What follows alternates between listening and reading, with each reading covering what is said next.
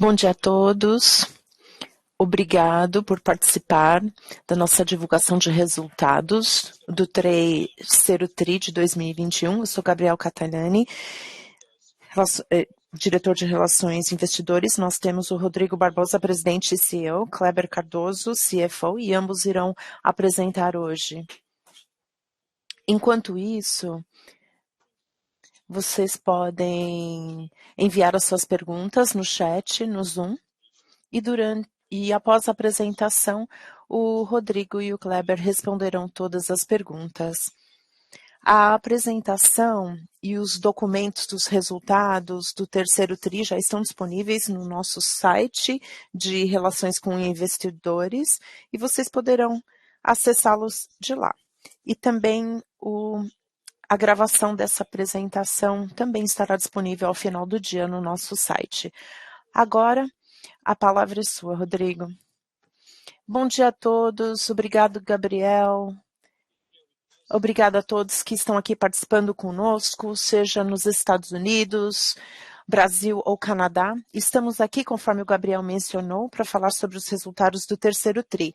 Eu vou apresentar a visão geral e o que aconteceu em relação à estratégia no último trimestre, e o Kleber falará em mais detalhes sobre os resultados que divulgamos ontem à noite.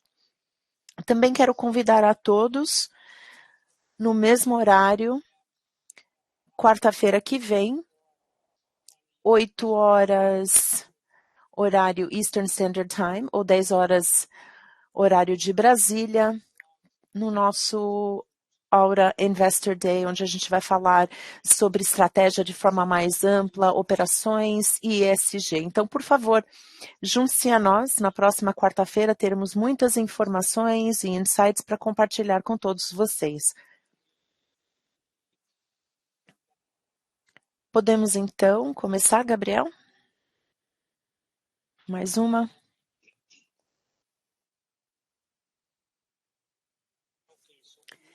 Então, agora, nesse slide número 5, nós temos os destaques do trimestre. Foi um trimestre com muitas atividades, muitas coisas interessantes acontecendo. Infelizmente, também tivemos que tomar uma decisão sobre Gold Road e ficamos muito ocupados. E agora estamos no caminho para atender ao nosso guidance em relação à expectativa produtiva.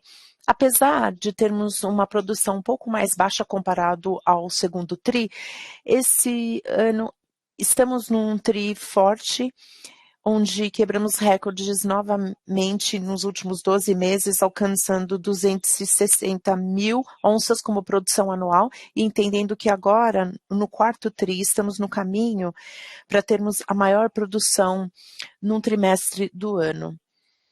Conforme eu mencionei, 61,6 onças de produção comparado aos 58 no último ano, no mesmo trimestre, ou 63 comparado ao último trimestre, segundo trimestre desse ano. Nos destaques do trimestre, nós consolidamos o aumento de capacidade de Aranzazu. Agora estamos a 30% de capacidade e operamos no trimestre inteiro, por isso que vocês verão um aumento de produção também, e tivemos um tão menor no início do ano, e agora julho, setembro e até durante todo o quarto trimestre alcançaremos um maior grau, um maior teor. Tivemos um equivalente de produção, só em setembro tivemos 10 mil de onças equivalentes, então temos um aumento de produção com teores maiores. Infelizmente, tivemos a interrupção de San Andrés, que afetou em torno de 5 a 6 mil onças, não esperamos problemas significativos agora no quarto TRI, a produção está estável, então isso não deve ser impactado por essa produção menor de 5 a 6 mil onças no trimestre. Tivemos um desempenho fraco no Gold Road, é uma mina menor que nós temos em grande parte devido a teores menores do que esperávamos em algumas áreas. Nós produzimos muito menos do que queríamos. E ainda assim, mesmo com isso, conseguimos gerenciar o cash cost. Apesar de termos uma produção menor que no segundo TRI, conseguimos gerenciar e reduzir o cash cost para não ter um impacto na geração de caixa. A EBITDA foi de 36,5 milhões de dólares, impactado por preços ligeiramente menores do ouro e também de produção comparado ao segundo TRI. Então, estamos entrando agora num trimestre mais forte. Em relação ao caixa líquido, terminamos o trimestre com um net cash positivo de 8 milhões de dólares e ainda estamos consolidando o balanço da Gold Road. E nesse trimestre, estamos falando com um portador da dívida para transferir as ações, então não devemos consolidar a dívida da Gold Road no final desse trimestre. Além disso, temos 10 milhões de dólares a ser recebidos quando vendemos a serrote para a Adrian, que serão 10 milhões de dólares que serão pagos para geração de caixa e se houvesse alguma mudança de controle. Foi anunciado a venda de serrote e ainda temos as condições pré-fechamento, mas conforme chegam nisso, devemos receber esses 10 milhões de dólares como pregamento, já que tínhamos uma cláusula lá de mudança de controle. Além disso, 22 milhões de dólares do Gold Road que não será consolidado no balanço, mais os 10 milhões de dólares que iremos receber. Como proforma, teremos 40 milhões de dívida líquida negativa ou uma posição de net cash positiva, 40 milhões de dólares. E entendendo que em caixa e equivalente seria 165 milhões de dólares no trimestre, consolidando o quão forte nós somos para continuarmos caminhando com a nossa estratégia de crescer, construir projetos e pagar dividendos sobre juros para os nossos acionistas. Em relação ao crescimento, tivemos um grande progresso com Almas no último mês. A conversa com o governo tem ganhado muita tração e alguns marcos foram alcançados para iniciarmos a construção antes do final do ano. Também gostaria de destacar alguns pontos da Almas e vamos falar muito mais sobre isso durante o Aura Day.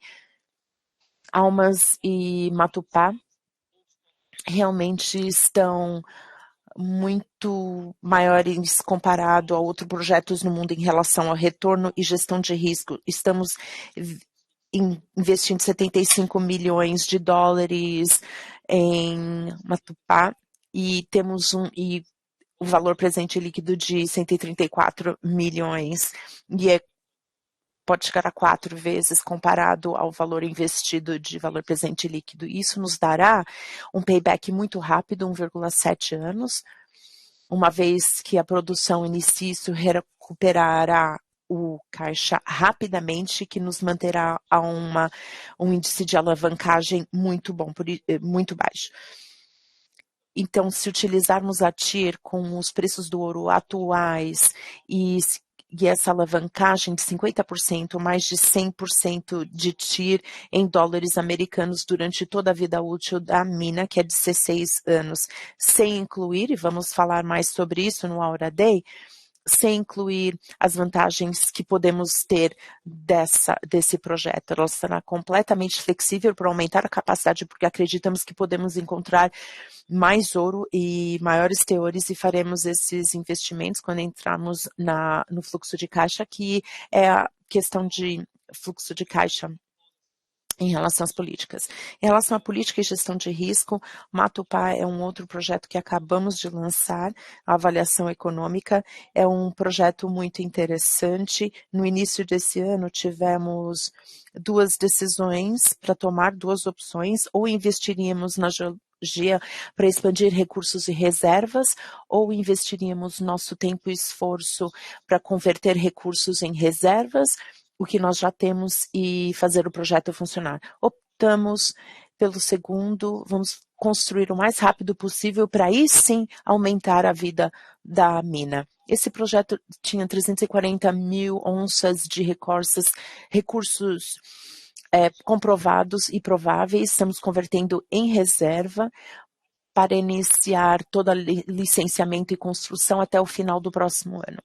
mas somente com recursos limitados, comprovados e prováveis, como os 240, e sem incluir o que nós iremos encontrar nos próximos anos, nós já temos um projeto que nos dá 2,1 anos em payback ou valor presente líquido, com um investimento de 90 milhões de dólares e pode ser aumentado significativamente. Uma TIR próximo de 70%, considerando 50% de alavancagem e a TIRs sobre o capital. É um ótimo rendimento, mas poderemos fazer muito melhor. Pensando nesse projeto, são 60 mil onças nos 3 primeiros anos em produção, em média, chegando a 40 mil em média nos últimos 4 anos.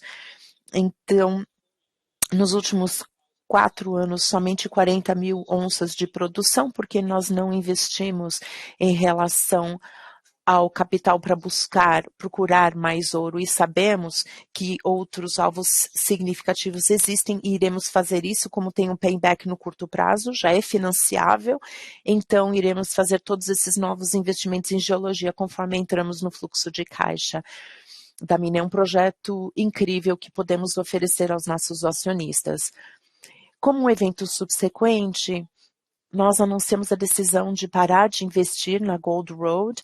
Nós temos acompanhado e divulgando as informações sobre Gold Road. Inicialmente, enfrentamos desafios em relação ao giro operacional e alguns equipamentos, e depois resolvemos todos esses problemas, reduzimos o custo, mas aí entramos nos desafios mais estruturais, que são significativos em menores teores, comparado ao que tínhamos anteriores, em áreas onde achávamos que tinha ouro e não encontramos, e no final estávamos só minando 50% ou menos do ouro esperado.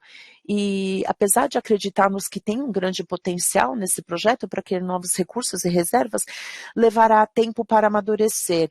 E já estávamos queimando caixa e perdendo caixa na operação, então não tínhamos mais nenhuma outra alternativa fora parar e entrar nos outros projetos. E isso também era uma mina menor, em torno de 20 mil onças, e estamos entrando de 40 mil onças. Nós não vimos uma oportunidade da Gold Road aumentar, que era o plano inicial, de 20 a 30, 40, 50 mil onças. E aí começou a ficar muito claro para a gente que seria um desafio continuar dessa forma. Preferimos focar a atenção nos outros projetos, como Almas e Matupá, que tem retornos muito interessantes. Em relação à ESG, nós assinamos um compromisso para trazer mais mulheres na América Latina.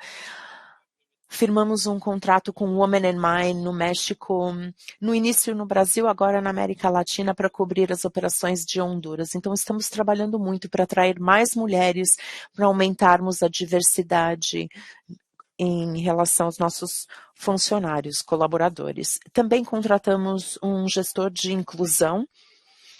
Ele tem uma agenda de diversidade e inclusão e está como uma das nossas prioridades para criarmos mais diversidade. Assim podemos tomar decisões melhores. Aquela visão de 360 graus de qualquer problema, nós sempre temos essa visão em qualquer decisão que tomamos, e isso acaba nos oferecendo uma empresa mais completa, se tivermos mais diversidade entre funcionários. Por último, também estamos promovendo nos nossos valores no 360 a inovação. Fizemos a primeira premiação de inovação e recebemos mais de 75 ideias brilhantes, que não necessariamente são de alta tecnologia. Às vezes, consertar algum processo internamente para sermos mais produtivos ou para melhorar para os colaboradores, com mais de 120 participantes. E concluímos esse processo no terceiro TRI desse ano e teremos uma segunda premiação no ano que vem. Slide número 6 agora. Em relação à segurança, tivemos um bom trimestre, tivemos baixos problemas, acidentes, somente 3 com afastamento. Nós sempre focamos com 0 e foram com terceiros e nenhum com funcionários, com colaboradores. Tivemos ótimos registros nessas operações no Brasil, Honduras e também no México. Sobre a Covid, continuamos com um protocolo muito de alto padrão e quando vemos os números caindo em vários países que operamos, México, Honduras, no Brasil ainda estamos tendo muitos esforços para evitar contaminação entre funcionários e a boa notícia é que temos 0 pessoas, ou melhor, nenhum colaborador ou terceiro com Covid nesse momento. Todas as operações estão operando completamente sem nenhum impacto da pandemia. Ainda assim, continuamos manter esse alto padrão de cuidados e estamos acompanhando a regulamentação e os níveis de Covid em cada país para podermos diminuir essas medidas de precauções. Sobre a produção, conforme eu mencionei, iniciamos o ano com 63 mil onças de produção no trimestre, mais baixo que o quarto tri no ano passado.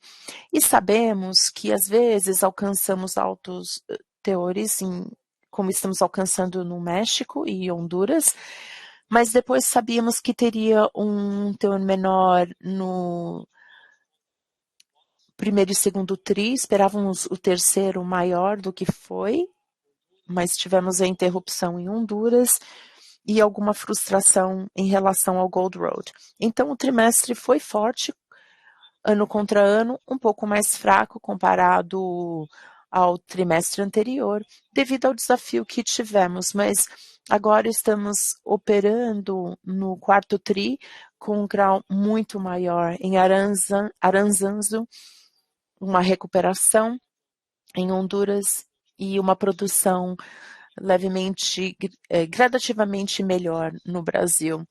Então, foram 260 mil no último mês, de 257 no segundo tri, e agora nesse trimestre forte teremos entre 72 e 80 mil onças de produção, que nos levará de encontro ao guidance fornecido para o mercado desde o último trimestre e início do ano, mostrando mais uma vez a força da empresa e a capacidade de lidar com questões e desafios e superar todos os desafios e entregando os resultados que prometemos aos nossos acionistas.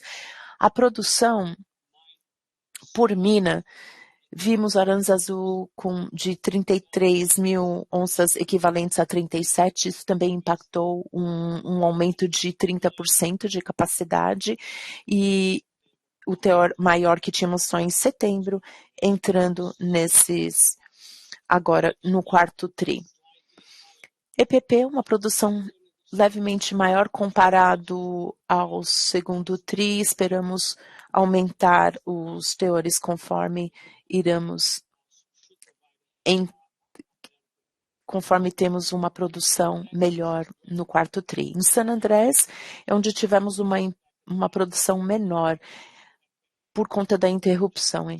Tivemos 18 mil onças de produção no terceiro tri, em torno de 6 mil onças que perdemos devido à interrupção, porque seria em torno de 24 mil onças no trimestre, se não fosse a interrupção, mas também mostra que estamos gradativamente melhorando, aumentando a eficiência e recuperação em Honduras. Gold Road, conforme mencionei, já tivemos um desempenho no segundo tri fraco e no terceiro com 3 mil e também nos levou a um EBITDA negativo e frustrou nossa expectativa em relação a levar isso a um fluxo de caixa positivo. Por isso que decidimos parar de investir também na Gold Road. No slide 8,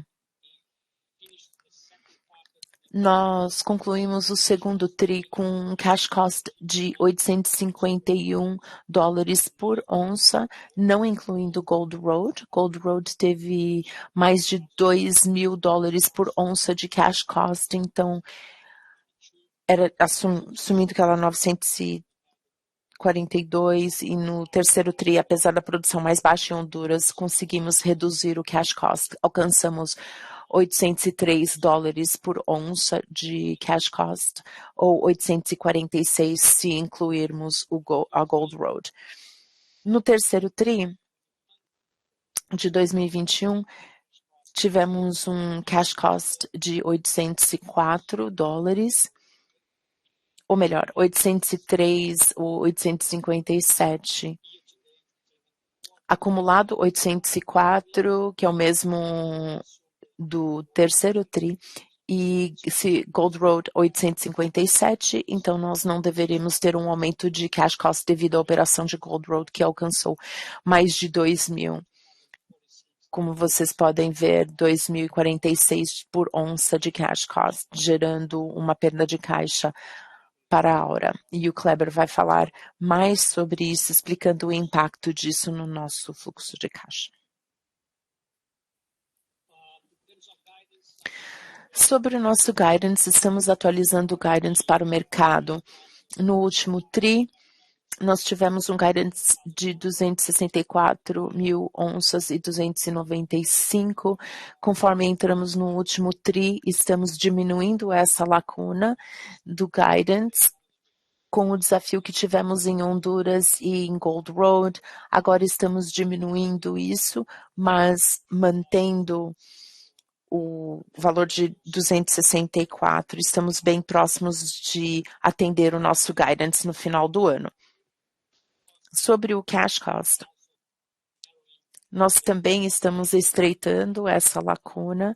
Iniciamos o terceiro TRI com o guidance de 840 a 750 e agora estamos chegando a 804 e 772 para estarmos bem no meio do guidance de cash cost para o mercado. Sobre CAPEX, também reduzimos o CAPEX, o guidance de CAPEX, já que tivemos um atraso, esperávamos iniciar antes do que iríamos, mas esperamos dar a partida no final do ano, até talvez um pouco antes, e também oferecer esse guidance para o mercado.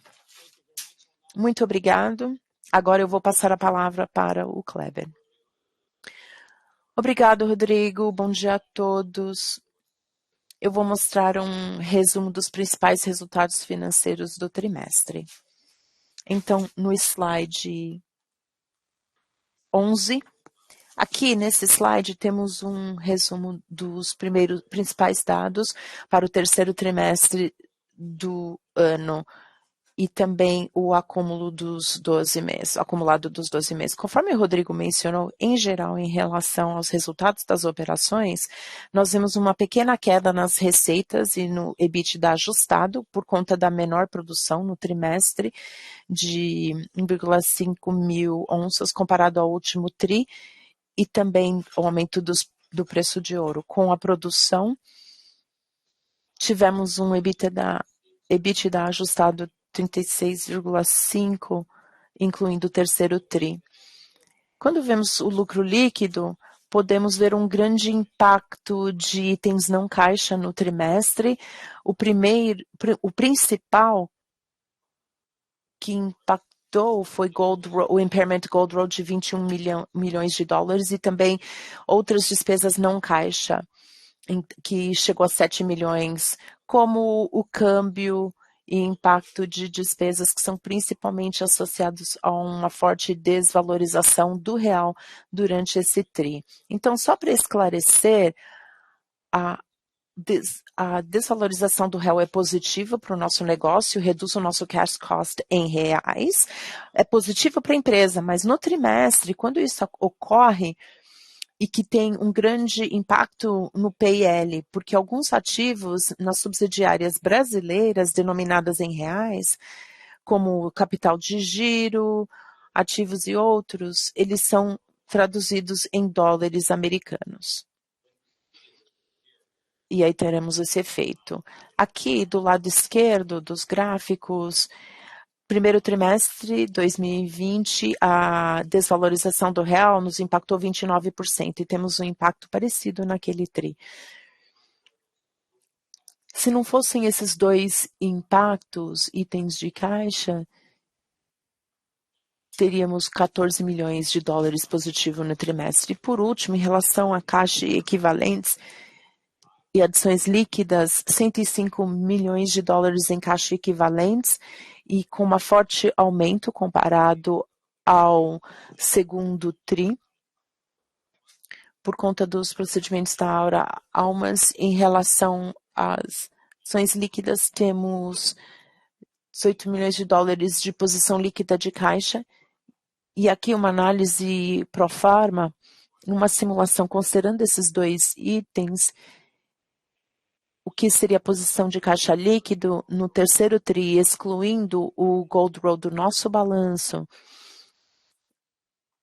e a captura dos 10 milhões de dólares, a posição de caixa seria 40 milhões de dólares. Mas isso, mais uma vez, está sujeito ao fechamento de ambas as traduções, que esperamos que irão ocorrer nesse trimestre.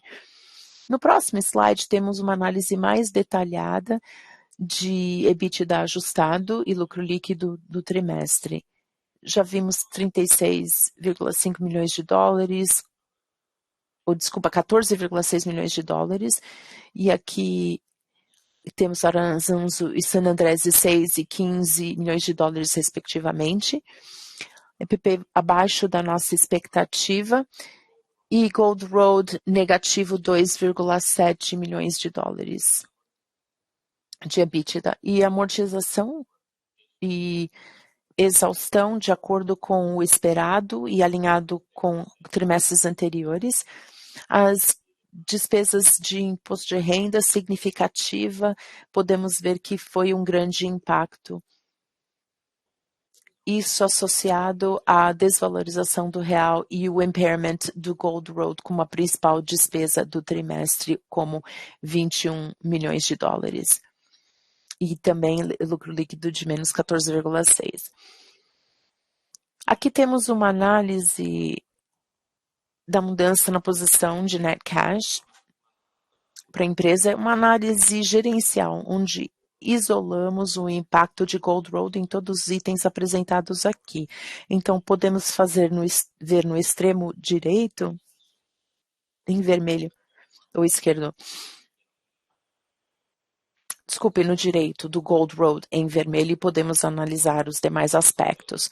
Podemos ver que no lado esquerdo da página, iniciamos o trimestre com 98 milhões em caixa e equivalentes, ajustamos o fluxo de caixa livre, ou seja, o caixa gerado pelos negócios, pelas operações, sem incluir investimentos do negócio, e esse lado do negócio gerou 16 milhões em caixa no terceiro TRI.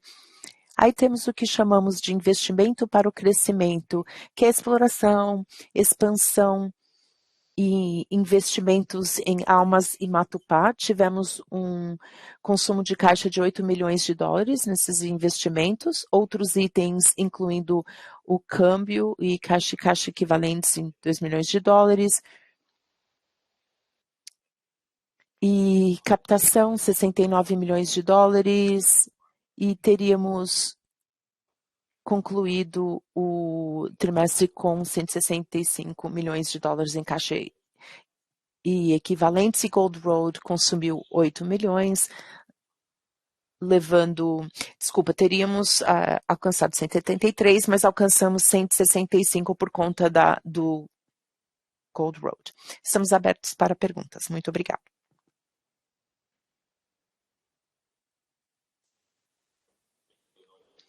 Rodrigo, temos alguma pergunta? Sim, estou verificando, recebemos algumas perguntas. Enquanto isso, podem enviar qualquer outra pergunta no chat do Zoom ou diretamente pelos outros canais. O Gabriel está recebendo todas as perguntas e eu irei lê-las. A primeira pergunta que eu tenho é de MP Bueno, e ele pergunta quanto que a empresa pagou por Gold Road e quais são os próximos passos que vocês imaginam. Vocês esperam vender? E se esperarem vender, o que vocês esperam disso? Bom, Gold Road, em relação ao Gold Road, sabíamos que era um desafio, não tinha reserva, somente recursos, e a mina nunca tinha sido perfurada significativamente, então sabíamos que era um risco, mas também achávamos que era uma boa oportunidade para começar nos pequenos e aumentar gradativamente a nossa produção nos Estados Unidos. Então, para acomodar o risco envolvido, nós compramos essa mina do último dano, que não teve oportunidade para investir também na geologia, então pagamos somente $1 por essa mina. E também assumimos o financiamento do projeto e um compromisso de colocar pelo menos $8 milhões na mina para ela operar. Sabíamos que tínhamos que investir em torno de 15 a 20 milhões de dólares para estabilizar as operações e colocá-la em produção. Fizemos esse investimento, mas infelizmente não alcançamos as nossas exigências, então não iremos continuar com esse projeto. Agora, próximo passo, não esperamos vender por um valor significativo. O portador da dívida tem as garantias das ações, estamos discutindo como devemos transferir essas ações ao portador da dívida. Não esperamos nenhum preço ou caixa pela venda da Gold Road. Temos uma pergunta aqui do André Vidal, e ele pergunta: a Aura pagou um valor significativo de dividendos durante o ano de 2021, alcançando 8,3% de rendimento para os nossos acionistas. Então, ele pergunta sobre o nosso guidance e a nossa visão para 2022. E se não vamos mais investir caixa no Gold Road, se isso poderá melhorar. Bom, estamos analisando. Começamos o ano com uma posição de caixa muito forte. Podemos ver que os nossos projetos a serem desenvolvidos não iriam consumir todo o caixa, por isso que pagamos vários dividendos. Nós temos uma política que é 20% do EBITDA menos o CAPEX recorrente e exploração, mas podemos pagar mais caso a gente sinta que não há uma utilização melhor para esse caixa excedente. E agora, vemos com dívida líquida negativa de $40 milhões no segundo trimestre, então acreditamos que teremos uma quantidade significativa de caixa ao final do ano e iremos avaliar se não há nenhuma outra oportunidade para investir o caixa, nós iremos considerar um pagamento maior para os acionistas em relação à nossa política atual.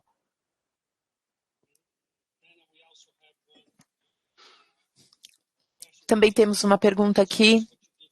É possível dar uma visão geral preliminar do que vocês veem em relação aos teores? Sim. Eu peço que participem do Aura Day, podemos falar mais sobre isso. Então, nas nossas operações no Brasil, por exemplo, estamos entrando mais em earnest, devemos ver um aumento nos teores gradativo no quarto tri comparado ao terceiro. No México, produzimos em torno de 27 mil onças de equivalente de ouro. Em setembro, somente foi de 20 mil. Então, estamos minerando nos teores maiores. Então, quarto tri seriam maiores, conforme setembro já nos mostrou, comparado ao segundo tri. Em Honduras, nós devemos ter uma combinação de produção estável, sem interrupções, e um aumento gradativo não só nos teores, mas também na recuperação. Será um trimestre forte em operações, sem perdas da Gold Road.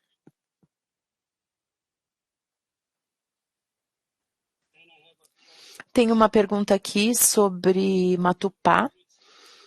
Considerando o payback rápido que é um pouco mais que 2 anos e potencial atraente, quando você espera fazer mais trabalho de exploração? Podemos esperar isso após o segundo ano de operação?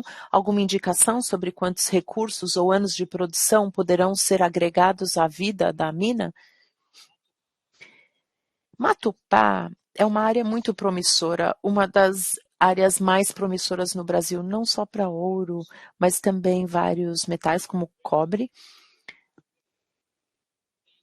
Não somos muito intensos na exploração geológica, estávamos focando em converter recursos para reservas, mas já estamos fazendo mais busca geológica. Então, devemos ver nos próximos 1 ou 2 anos um aumento gradativo de recursos e quando iniciarmos as operações com geração de caixa, aí sim teremos todas as metas bem definidas e desenvolvidas para fazer a perfuração mais intensa, para buscar mais reservas. A expectativa que nós temos não é nem 5% ainda de todos os hectares que nós temos para exploração, então esse projeto pode passar de 1 milhão de onças, mas isso exige um esforço significativo em relação à exploração geológica e investimento, que irá correr um aumento gradativo ano após ano a partir de agora. Já intensificamos o investimento geológico para termos todas as metas acertadas, para termos uma exploração intensa e convertermos recursos para reservas e depois desses 2 anos. Então, aumento gradativo nos próximos 2 anos, antes de gerar caixa e depois intensificarmos após o projeto passar a gerar caixa.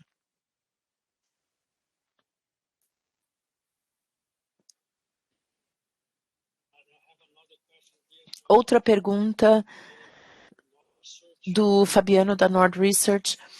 O que podemos esperar em relação a custos para os próximos trimestres e inflação no Brasil? Bom, a maior parte da inflação no Brasil já foi revelado. Fevereiro, março e abril são meses onde temos o maior impacto no custo traduzido. E isso no Brasil foi maior do que qualquer outro país, conforme todos estão vendo. E por outro lado, algum já foi compensado pelo afeto da desvalorização do real. Então, alguma parte da inflação já foi compensado por conta do real de 5,1, que já está em 5,5 até 5,7 reais por dólar. Não esperamos um aumento significativo nesse trimestre, nem no primeiro tri no ano que vem em relação à inflação, devemos ter a mesma, ou uma pequena diminuição no cash cost. Iremos discutir isso no ano que vem, que conforme a expectativa da inflação no Brasil também está alta para o ano que vem, podemos ter um outro aumento no custo. E por isso estamos olhando todas as alternativas para reduzir. Eu gostaria de lembrar todos os investidores brasileiros e investidores canadenses sobre o médio-longo prazo. A inflação normalmente é compensada pela a desvalorização do real. Então, mesmo vendo volatilidade em dólar americano, no curto prazo, mas no médio e longo prazo, nós vemos um custo mais consistente em dólares por onça e entrando em teores maiores, também vemos uma oportunidade em reduzir o cash cost. Eu gostaria de acrescentar, Rodrigo, sobre os próximos trimestres. Em janeiro, daqui a 2 meses, devemos ter um guidance para 2022, como fizemos para 2021, com produção, cash cost e outros aspectos operacionais. E podemos falar em mais detalhes sobre o que esperamos também. Muito bem. Outra pergunta: se estamos avaliando novos investimentos? Sim, estamos, e falaremos mais sobre isso no Aura Day. Temos um balanço muito forte, temos acesso completo, total à capital, para conseguir levar os projetos adiante, e temos grandes expertise e know-how sobre como operar na América Latina. Então, estamos considerando também novos projetos. Temos muita clareza que as empresas que têm produção de mais de 400 ou 500 mil onças e um volume de trading de mais de 5 milhões ao dia têm um prêmio muito maior comparado a outros que têm baixa produção. Sabemos chegar em 100 mil onças sobre os projetos que já discutimos aqui, estamos entre 1 e 2 milhões de volume de trading diário, então entendemos que podemos agregar valor significativo se conseguimos chegar à produção a mais de 500 mil de onças e o valor de trading diário de 5 milhões diários. Queremos fazer isso, estamos buscando alternativas, mas só faremos o que é interessante para os acionistas. Não é só tamanho por tamanho, tem que valer a pena. Quando temos projetos como Almas e Matupá com a taxa interna de retorno de 50% de alavancagem em Almas, 70% em Matupá, com esse tipo de retorno, né? Claro que nem todo projeto vai alcançar esse tipo de retorno, mas isso está em linha com o guidance que nós temos e queremos para a empresa. Outra pergunta aqui do impairment da Gold Road. É o suficiente para absorver as perdas ou devemos esperar um novo write-off ou perdas no quarto TRI? Kleber, pode responder? Claro. Sim, esse impairment deve ser o suficiente, mais do que o suficiente em relação à contabilidade. É uma entrada contábil e precisamos seguir as diretrizes contábeis e avaliar esses ativos. Entendemos que isso é um cálculo conservador, então deve ser o suficiente ou até mais que o suficiente. Não esperamos ver outros prejuízos contábeis para o próximo TRI. Eu só queria destacar que era uma entrada contábil e um item não caixa. Tem uma outra pergunta aqui. Olhando para trás, a direção vê o projeto Gold Road como um erro? Quais são as lições aprendidas? Ótima pergunta. Nós sabíamos que Gold Road era uma movimentação muito arriscada, mas vimos uma oportunidade muito interessante para começarmos pequenos, com um investimento controlado e construirmos a partir daí operações significativas nos Estados Unidos. Nessa produção de 20 mil, achávamos que chegaremos a 25 mil em um ano e aumentar no próximo ano a 50 mil onças. E outras minas pequenas na mesma área, aí conseguiríamos consolidar e chegar a 100, 150 mil onças de operações nos Estados Unidos, que é uma boa jurisdição para estarmos presentes.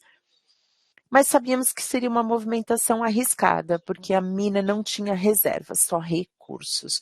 Por isso que toda a transação só pagamos $1 e assumimos o financiamento de projetos e nos comprometemos para operacionalizar a mina. Com as informações existentes na época, foi uma boa decisão, teríamos controle das perdas e se algo ocorresse de errado, teríamos isso controlado e também seria uma boa oportunidade. Foi uma ótima decisão tomada com base nas informações. Lições aprendidas, eu acho que fomos um pouco ambiciosos em colocar aquela mina em produção para chegar no break-even em somente um ano. Por isso que negociamos um período de carência com o portador da dívida de um ano. Infelizmente, não chegamos no break-even em um ano. Se tivéssemos negociado 2 ou 3 anos de período de carência, teríamos mais paz de espírito e tranquilidade para fazer o trabalho geológico adequado e garantir uma boa operação. Então, essa foi uma lição aprendida. Mas eu acredito que se, ao mesmo tempo, se voltássemos a janeiro, quando tomamos a decisão em 2020, eu acho que foi a decisão correta. E quando você considera toda a estratégia e transação para compensar esse tipo de risco.